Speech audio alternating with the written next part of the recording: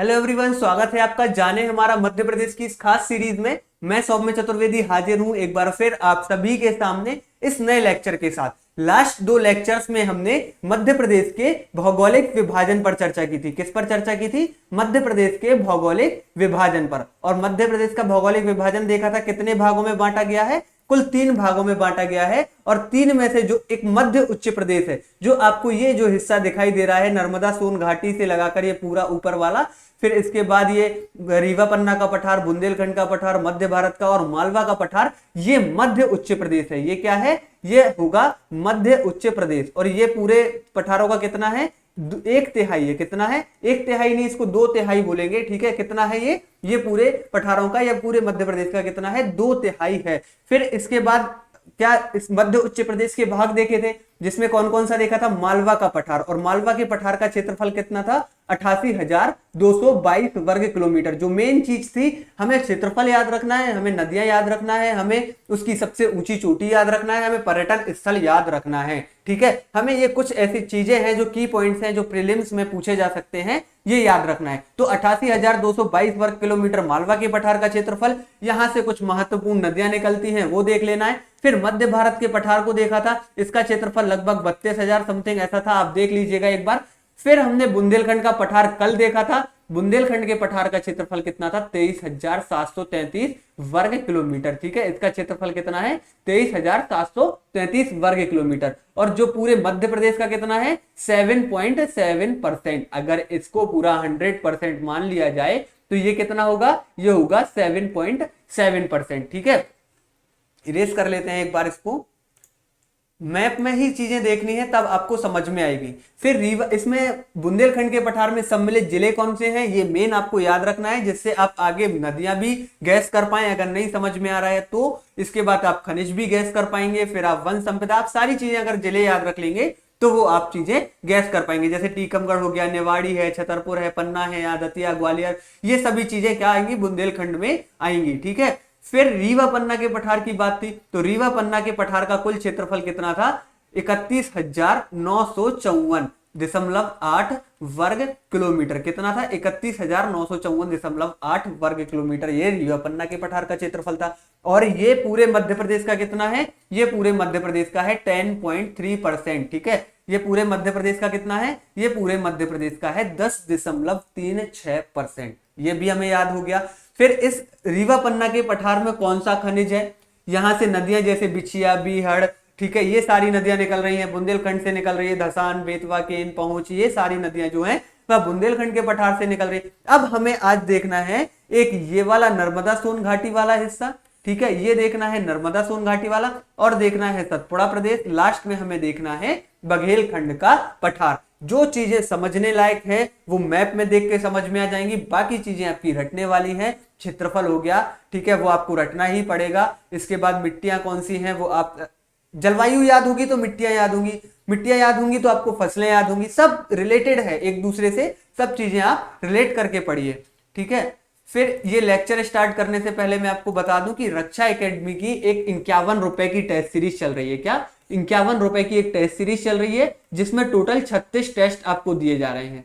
उन 36 टेस्ट में आपके टॉपिक वाइज टेस्ट भी हैं और एफएलटी भी है, दोनों आपको मिलेंगे। यानी कि 10 यूनिट के टॉपिक यूनिट वाइज टेस्ट हो जाएंगे, और जो एफएलटी रहेगी वो भी मिलेगी। एफएलटी की टाइम 10 से 12, और जो टॉपिक वाइज या यूनिट वाइज आपका टेस्ट रहेगा उसकी टाइमिंग जो रहेगी वो 2 बजे से लेकर 4 बजे तक। तो इतने सस्ते रेट में मैं नहीं समझता कि कहीं भी टेस्ट सीरीज इस क्वालिटी में मिलेगी।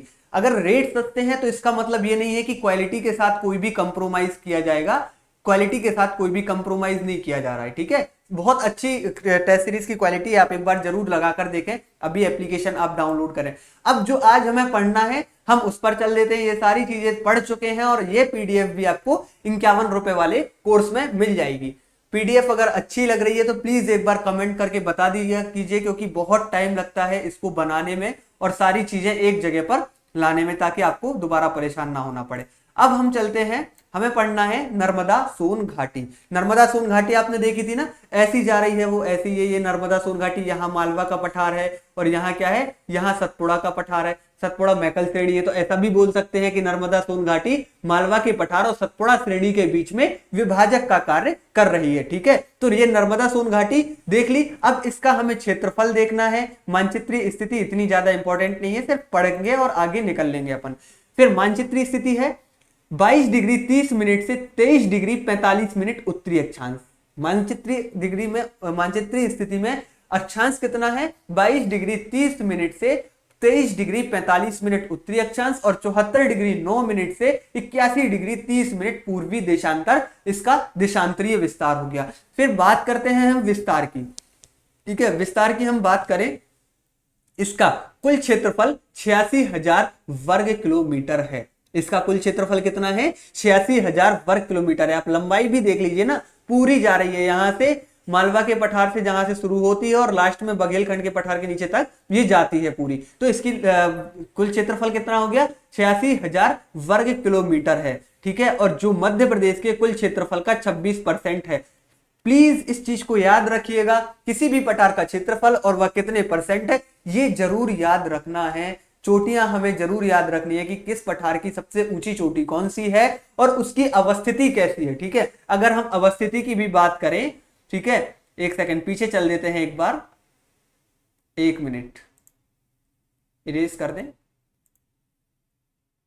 अब अगर कभी अवस्थिति भी पूछ ले कि नर्मदा सोन घाटी की अवस्थिति है, तो मालवा के पठार एवं सतपुड़ा प्रदेश के मध्य है। ठीक है, मालवा के पठार एवं सतपुड़ा प्रदेश के मध्य इसकी अवस्थिति है। और ये अगर मालवा के पठार की बताई थी, रीवा पन्ना के पठार की पूछ ले तो इस तरफ क्या है, इधर पे क्या है, उत्तर है, इधर क्या है, दक्षिण है, ये पूर्व है और ये पश्चिम है। तो कहां पर है, उत्तर पूर्व में। ठीक है, बुंदेलखंड के पठार के दक्षिण में बोल सकते हैं और मालवा के पठार के पूर्व में इसकी स्थिति। तो स्थिति आप अगर मैप देखेंगे तो आपको समझ में आ जाएगी। और ऐसे ही नर्मदा सोन घाटी मालवा के पठार और सतपुड़ा प्रदेश के मध्य स्थित है। और यह भी बोल सकते हैं कि मालवा के पठार के दक्षिण में एवं सतपुड़ा प्रदेश के उत्तर में नर्मदा सोन घाटी अवस्थित है। लेक्चर आप अच्छे से देखिएगा, आपकी कोई चीज भी मिस नहीं होगी। ठीक है, जो चीज पढ़ के सुनाने वाली है वो मैं पढ़ के सुनाऊंगा और जो समझने वाली है वो अपन समझेंगे। फिर इसका क्षेत्रफल देखा, 86,000 वर्ग किलोमीटर हो गया। निर्माण, नर्मदा सोन घाटी के पश्चिमी भाग, ठीक है, पश्चिमी भाग यानी कि जो इस तरफ का भाग है, पश्चिमी भाग दक्कन ट्रैप के अपर्दन से तथा ज्वालामुखी के उद्गार से निर्मित हुआ है। जबकि पूर्वी भाग, उसका जो पूर्व तरफ का भाग है, इस तरफ का, जिस तरफ ये बघेलखंड का पठार है, जिस तरफ ये रीवा पन्ना का पठार है, जो इस तरफ का भाग है, यह विंध्यन शैल समूह, धारवाड़ शैल समूह, गोंडवाना शैल समूह के अपर्दन से निर्मित हुआ है। ठीक है, इसका पश्चिमी भाग कैसे, दक्कन ट्रैप के अपर्दन से तथा ज्वालामुखी के उद्गार से निर्मित हुआ है। और जबकि पूर्वी भाग कैसे निर्मित हुआ है, विंध्यन शैल समूह, धारवाड़ शैल समूह और गोंडवाना शैल समूह से ये निर्मित हुआ है। अब पूर्वी भाग आप ऐसे याद रख लीजिएगा, पश्चिमी भाग, जिस तरफ मालवा का पठार है वह पश्चिमी भाग हो गया नर्मदा सोन घाटी का, और जिस तरफ ये बघेलखंड का पठार है और बुंदेलखंड का पठार है, ये आपका पूर्वी भाग हो जाएगा। तो पूर्वी भाग कैसे निर्मित है, विंध्यन शैल समूह, धारवाड़ शैल समूह और गोंडवाना शैल समूह के अपर्दन से ये निर्मित हुआ है। अब चलते हैं हम जलवायु पर। जलवायु, पश्चिमी भाग में उष्णकटिबंधीय एवं पूर्वी भाग में समशीतोष्ण जलवायु पाई जाती है। पश्चिमी भाग में कैसी, उष्णकटिबंधीय जलवायु पाई जाती है और पूर्वी भाग में समान समशीतोष्ण, एकदम समान जलवायु वहां पर पाई जाती है। तो ये आप याद रखिएगा कि अगर पेपर में क्वेश्चन बना कि नर्मदा सोन घाटी की अवस्थिति क्या है या स्थिति क्या है, तो आप ऐसे बता सकते हैं कि मालवा के पठार के दक्षिण में एवं उत्तर सतपुड़ा प्रदेश के उत्तर में, या फिर ऐसे बता सकते हैं कि मालवा के पठार एवं सतपुड़ा प्रदेश के मध्य नर्मदा सोन घाटी की स्थिति है। आपसे क्वेश्चन ऐसा पूछ सकते हैं प्रीलिम्स में भी। ठीक है, आपको ऑप्शन दे देंगे। अब ये लिखा हुआ है, नर्मदा घाटी क्षेत्र मालवा के पठार को सतपुड़ा श्रेणी से पृथक करती है। नर्मदा घाटी क्षेत्र क्या है, मालवा के पठार को सतपुड़ा श्रेणी से पृथक करती है। अभी देख के आए, वही मैं बोल रहा था कि मध्य में स्थित है, यानी कि ऊपर अलग और नीचे पृथक इसने कर दिया। फिर अगली स्लाइड पे चलते हैं, एक सेकंड।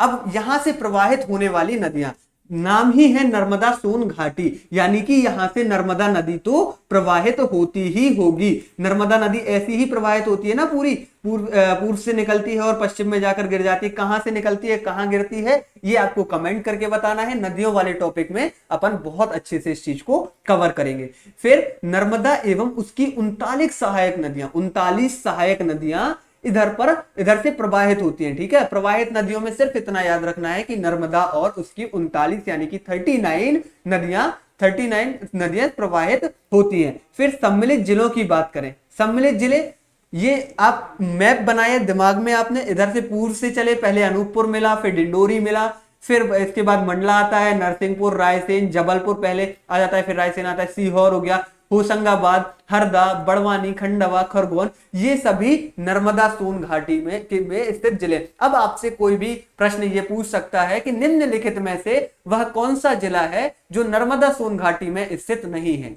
निम्नलिखित में से वह कौन सा जिला है जो नर्मदा सोन घाटी में स्थित नहीं है। और जितने ये जिले सामने दिखाई दे रहे हैं उनमें से हटा के आपसे हो सकता है कि नाम आपको बैतूल दे दे। ठीक है, जो ऑप्शन कंफ्यूजिंग होगा वही देगा। बैतूल आप कंफ्यूज हो सकते हैं, ठीक है, इसलिए वो हो सकता है आपको बैतूल दे दे, या आसपास का ही आपको कोई एक विकल्प उसमें दे देगा। तो आपको यही विकल्प चुनने हैं, खंडवा, खरगोन, ये सारे विकल्प आपको चूज करने हैं।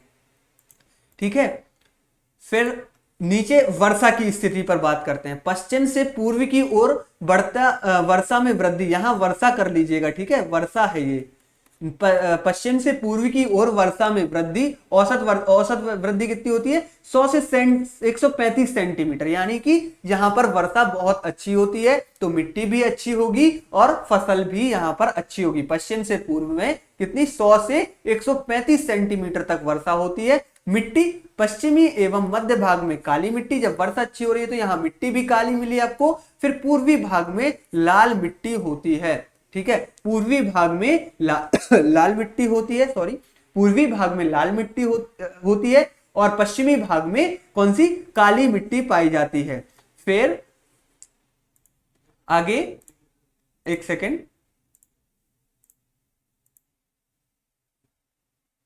बात करते हैं प्रमुख फसलों की। प्रमुख फसलें गेहूं, सोयाबीन, कपास, मूंगफली, गन्ना, चावल। अब पानी इतना अच्छा है, मिट्टी भी काली है, तो पश्चिमी भाग में हम देखें, ऐसे कॉमन सेंस लगा सकते हैं कि पश्चिमी भाग में सोयाबीन नर्मदा सोन घाटी में उगाया जाता होगा। गेहूं, सोयाबीन, कपास, मूंगफली, गन्ना, चावल, ये सभी फसलें यहां पर उगाई जाती हैं। फिर वन संपदा पूर्वी भाग में सागौन, साल, शीशम, तेंदुपत्ता के लिए प्रसिद्ध है। सागौन, साल, शीशम, तेंदुपत्ता, जितनी भी अच्छे किस्म के ये वन होते हैं ये सभी कहां पर, पूर्वी भाग में मिल जाएंगे, यानी कि सागौन, साल, शीशम और जीवन का आधार तेंदुपत्ता। ठीक है, जीवन का आधार का मतलब बीड़ी बनाने वाले, बीड़ी जो लोग होते हैं वो तेंदुपत्ता से ही बीड़ी बनती है। ये बिल्कुल हटा लीजिएगा, ये लास्ट स्लाइड का यहाँ पर डल गया है। ठीक है, गलत नहीं है वो, लेकिन वो उस स्लाइड का था, यानी कि वो रीवा पन्ना के पठार में था कि पन्ना जिले को आंवला जिला कहा जाता है। फिर खनिज संपदा की बात करें, अनूपपुर जिले का अमरकंटक बॉक्साइट के लिए, जबलपुर जिले का संगमरमर आपने बहुत अच्छे से सुना होगा, लौह अयस्क डोलोमाइट के लिए, होशंगाबाद टंगस्टन के लिए, अलीराजपुर रॉक फास्फेट तथा एस्बेस्टस के लिए प्रसिद्ध है। अलीराजपुर में आपको कोई कंफ्यूजन नहीं होनी चाहिए, जबलपुर में भी नहीं होना चाहिए, अनूपपुर, ये सब ऐसे हैं जहां पर एक मत है। जैसे मध्य प्रदेश में अलीराजपुर में ही रॉक फास्फेट सबसे ज्यादा मिलता है, जबलपुर में ही सबसे ज्यादा संगमरमर मिलता है। फिर डोलोमाइट की बात करें, लौह अयस्क डोलोमाइट, ये भी जबलपुर में ही लौह अयस्क मिलता है, तो ये आपको ध्यान रखना है। फिर चलते हैं अगले उस पे, पर्यटन स्थल देखने हमें। पर्यटन स्थल कौन कौन से हैं, पर्यटन स्थल की अगर बात करें तो कपिलधारा जलप्रपात अनूपपुर में। ठीक है, जबलपुर के पर्यटन स्थल जितने भी हैं वो हमें याद रख लेने हैं। ठीक है, इसके बाद बड़वाह के निकट दर्दी जलप्रपात है। ठीक है, बरवाह के निकट क्या है, दर्दी जलप्रपात है, और मंदार जलप्रपात है, मानधार कर लीजिएगा। कपिलधारा जलप्रपात अनूपपुर में और धुआंधार जलप्रपात भेड़ा घाट में स्थित है, इस चीज को नहीं भूलना है आपको। फिर हम चलते हैं अगली स्लाइड में, और औद्योगिक विकास। अब आप खुद एनालाइज कीजिए, क्या अगर छोटा सा कोई भी मेंस में एमपी में पठार से कोई भी क्वेश्चन बन गया तो आप नहीं कर पाएंगे क्या? अगर औद्योगिक विकास पूछ लिया तो ये आप मालवा के नर्मदा सोन घाटी का औद्योगिक विकास नहीं लिख पाएंगे क्या, कि औद्योगिक दृष्टि से यह पिछड़ा हुआ क्षेत्र है। जबलपुर जिले में रक्षा उपकरण संबंधी इकाइयां स्थापित हैं, जो है वो जबलपुर में है, जिनमें प्रमुख government ordnance factory, gun carriage factory, heavy vehicle factory तथा दूर संचार से संबंधित टेलीफोन आदि। जितनी भी चीजें अच्छी अच्छी हो सकती हैं वह हमने इसमें डालने की कोशिश करी है। तो इसलिए अगर आपको ये पीपीटी अच्छी लग रही है तो ये आपको 51 रुपए वाले कोर्स में मिलेगी, जिसमें आपको 36 टेस्ट मिलेंगे और साथ में जितनी भी क्लासेस फ्री यूट्यूब पर जा रही हैं और जो भी क्लासेस हैं उनकी आपको पीडीएफ वहां पर अवेलेबल हो जाएंगे। तो ये पठार अपना खत्म हुआ, कौन सा? नर्मदा सोन घाटी। नर्मदा सोन घाटी में हमने औद्योगिक विकास क्या देखा कि यह औद्योगिक दृष्टि से अत्यंत पिछड़ा हुआ क्षेत्र है। जबलपुर में रक्षा उपकरण संबंधी कुछ इकाइयां लगाई गई है, जिसमें gun carriage factory, government ordnance factory, ये सारी फैक्ट्रियां यहां पर लगाई गई हैं। अब चलते हैं इस मध्य उच्च प्रदेश के ये जो भाग थे, उपभाग थे 5, हमने उपभाग पढ़ लिए, ये खत्म हुए। अब हमें देखना है सतपुड़ा मैकल श्रेणी। ठीक है, अब हमें क्या देखना है? सतपुड़ा मैकल श्रेणी। सतपुड़ा मैकल श्रेणी एक बार फिर मैप में दिखा दूं, फिर अपन आगे चलते हैं। एक सेकेंड, ये देखिए, ये येलो कलर से जो दिखाई दे रही है ना आपको, येलो कलर में जितना भी हिस्सा दिखाई दे रहा है मध्य प्रदेश का, ये पूरा सतपुड़ा मैकल श्रेणी है। ठीक है, ये पूरा सतपुड़ा प्रदेश है। क्या है? यह पूरा सतपुड़ा प्रदेश है। यहाँ आप खुद आपने मैप देखा होगा तो बता सकते हैं कि कौन कौन से जिले सम्मिलित दिखाई दे रहे होंगे आपको। ठीक है, यहाँ पर और कौन कौन से, जैसे बुरहानपुर भी दिखाई होगा आपको, बैतूल भी दिखाई रहा होगा। ये सारी चीजें जो है वो हमें सतपुड़ा प्रदेश में, और इसका विस्तार, इस पर्टिकुलर एरिया का विस्तार कितना है, ये सभी चीजें हमें देखनी है। अब चलते हैं हम सतपुड़ा प्रदेश पे। बस ये सतपुड़ा प्रदेश, और इसके बाद जो लास्ट रहेगा वह रहेगा पूर्वी पठार। तो मानचित्र स्थिति में पढ़ के नहीं बताऊंगा, आप पढ़ लीजिएगा, कोई सेंस नहीं है। 21 डिग्री 6 मिनट से 23 डिग्री 90 मिनट उत्तरी अक्षांश, और 74 डिग्री 9 मिनट से 81 डिग्री 30 मिनट पूर्वी देशांतर। फिर विस्तार, इसका कुल विस्तार 34,000 वर्ग किलोमीटर है।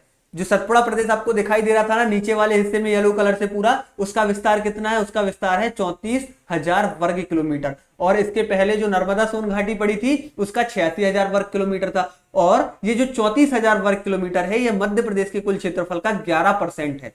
कितना है? 11% है।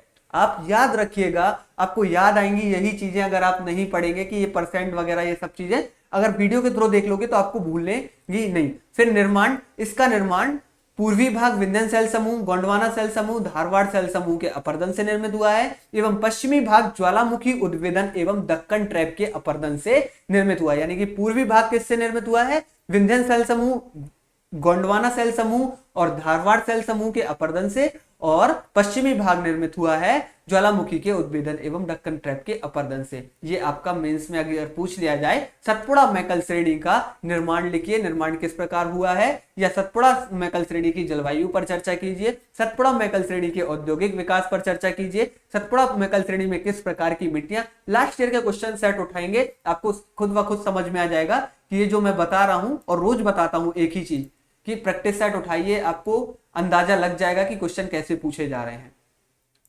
फिर प्रवाहित नदियों की बात करते हैं। सतपुड़ा मैकल श्रेणी में ताप्ती, वेनगंगा, वर्धा, पेच, कान, ये सब नदी देखिए जो नीचे से निकल रही हैं, जितनी भी नदियां हैं, ताप्ती, वेनगंगा, वर्धा, पेच, कानन, ये सभी नदियां सतपुड़ा प्रदेश से निकलती हैं। नदियों वाले टॉपिक में हम इनको पढ़ेंगे। वो तो मैंने इसलिए लिख दिया कि आप ये चीजें एक बार समझ लें, फिर इसके बाद जब नदियों का टॉपिक होगा तो आपका ये टॉपिक बिल्कुल क्लियर हो जाएगा। फिर सम्मिलित जिले बड़वानी, बुरहानपुर, होशंगाबाद, हरदा, बैतूल, ठीक है, छिंदवाड़ा, शिवनी, बालाघाट आदि। वही हम फिर से अप्लाई करके देखते हैं कि निम्नलिखित में से वह कौन सा जिला है जो सतपुड़ा प्रदेश या सतपुड़ा मैकल श्रेणी के अंतर्गत नहीं आता है। जो आपको बड़वानी, बुरहानपुर, होशंगाबाद, हरदा, बैतूल, छिंदवाड़ा, सिवनी, बालाघाट जितने भी जिले दिखाई दे रहे हैं, इनके अलावा आपसे कोई भी जिला पूछ लिया जाए वो सतपुड़ा मैकल श्रेणी में अवस्थित नहीं होगा। फिर वर्षा की स्थिति की बात करते हैं। पूर्व से पश्चिम की ओर वर्षा बढ़ती है, यानी कि इस तरफ पूर्व से पश्चिम की तरफ से वर्षा बढ़ती है। फिर मध्य प्रदेश का कुल सर्वाधिक वर्षा वाला स्थल पचमढ़ी पूर्वी सतपुड़ा का हिस्सा है। ठीक है, पचमढ़ी किसका? पूर्वी सतपुड़ा का हिस्सा। एक आपने ये चीज देख ली। फिर आपको यहाँ एक जिला दिखाई दे रहा है बालाघाट। ठीक है, बालाघाट के बारे में आप बताइए कि वह कौन सा जिला है जहां सबसे अधिक वर्षा रिकॉर्ड की जाती है, सबसे अधिक वर्षा होती है।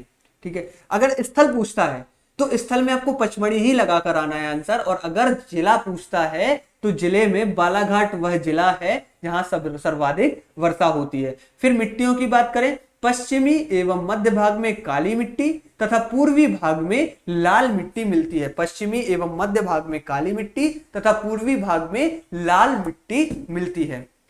फिर अगली स्लाइड, वेट, बस इसके बाद बघेलखंड का पठार है। प्रमुख फसलें कौन कौन सी हैं?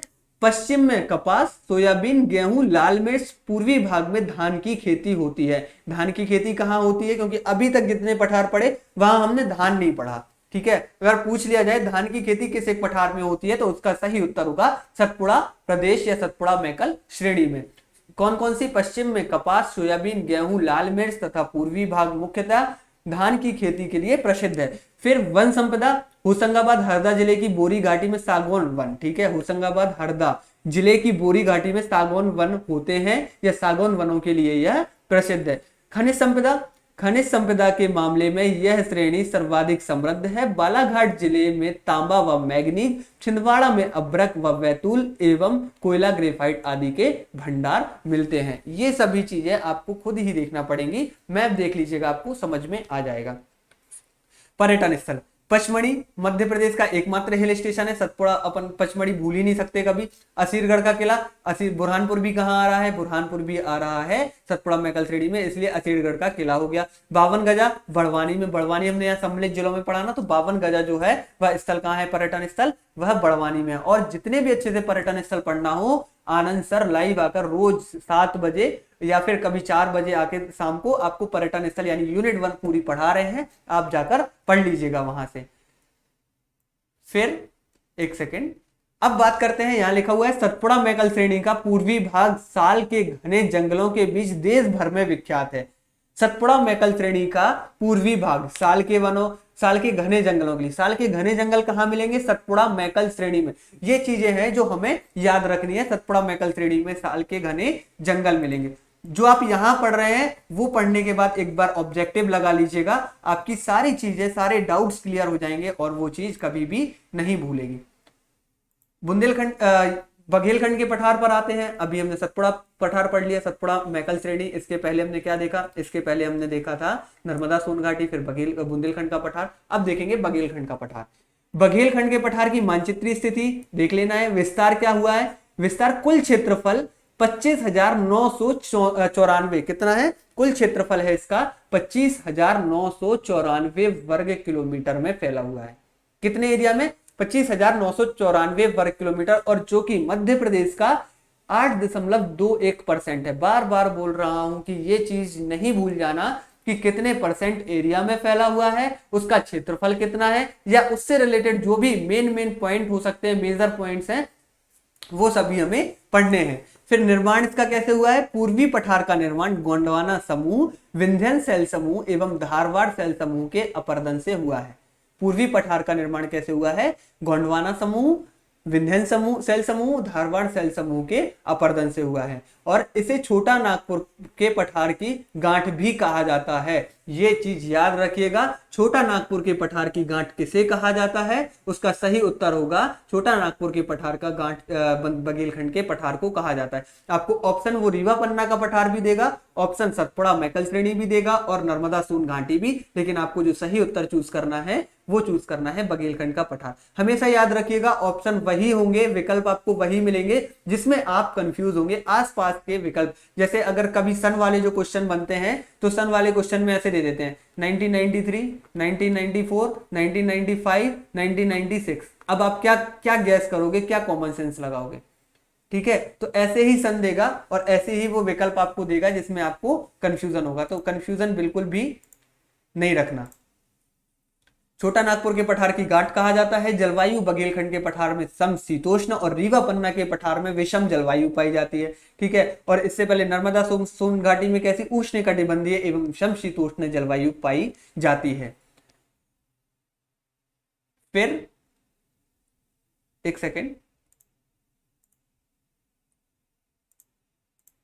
बघेलखंड के पठार में क्या देखा? मानचित्रीय स्थिति देखी 22 डिग्री 30 मिनट से 24 डिग्री 45 मिनट उत्तरी अक्षांश, 80 डिग्री से 45 डिग्री, ठीक है, 80 डिग्री 45 मिनट से 82 डिग्री 48 मिनट पूर्वी देशांतर। देशांतरी स्थिति छोटा नागपुर के पठार की इसे गांठ कहा जाता है। मध्य प्रदेश के कुल क्षेत्रफल का 8.21% है और इसका कुल क्षेत्रफल कितना है 25,994 वर्ग किलोमीटर। अब ये आपकी चीजें खत्म होती हैं यहाँ पर, ठीक है। बघेलखंड के पठार में सिर्फ नदियां बची हुई हैं, प्रवाहित नदियां। 1 मिनट,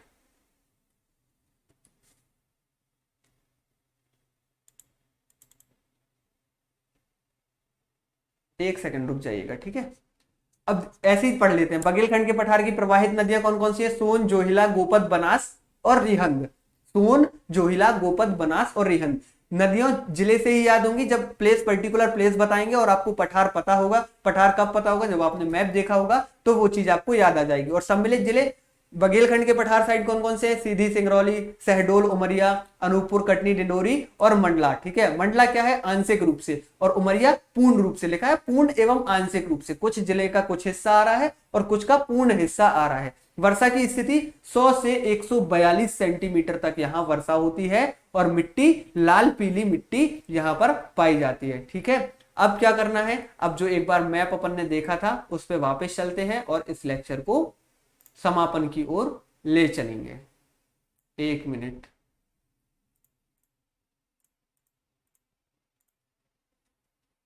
यही मैप देखा था ना? एक सेकंड, ये बार बार क्या हो जाता है? हाँ, ठीक है। मध्य भारत, मालवा का पठार सबसे ज्यादा क्षेत्रफल इसका 88,222 वर्ग किलोमीटर। इसके नीचे नर्मदा सोन घाटी, इसका क्षेत्रफल 86,000 वर्ग किलोमीटर है। इसके बाद सेकंड नंबर पर इसी का आता है। बाकी बघेलखंड, बुंदेलखंड के पठार का 23,733 वर्ग किलोमीटर है। यह कितना है? 7.7%। बार बार हर चीज रिपीट नहीं कर सकते अपन, लेकिन जो दिख रहा है वो अपन एक बार पढ़ लेते हैं। फिर सतपुड़ा प्रदेश पढ़ा। सतपुड़ा प्रदेश की अगर अवस्थिति पूछ लेता है तो सतपुड़ा प्रदेश कहां पर है? नर्मदा सोन घाटी के दक्षिण में एवं बघेलखंड के पठार के पश्चिम में सतपुड़ा प्रदेश अवस्थित है। और आप मैप देखेंगे तो अवस्थिति आप खुद ही लगा सकते हैं, खुद ही आप अवस्थिति बना सकते हैं और खुद ही उसको लिख सकते हैं। तो आज का लेक्चर यहीं समाप्त होता है। कल से हम अगला टॉपिक यानी कि जलवायु या फिर पर्वत श्रृंखलाएं हम स्टार्ट करेंगे। तब तक के लिए धन्यवाद। जय हिंद, जय भारत।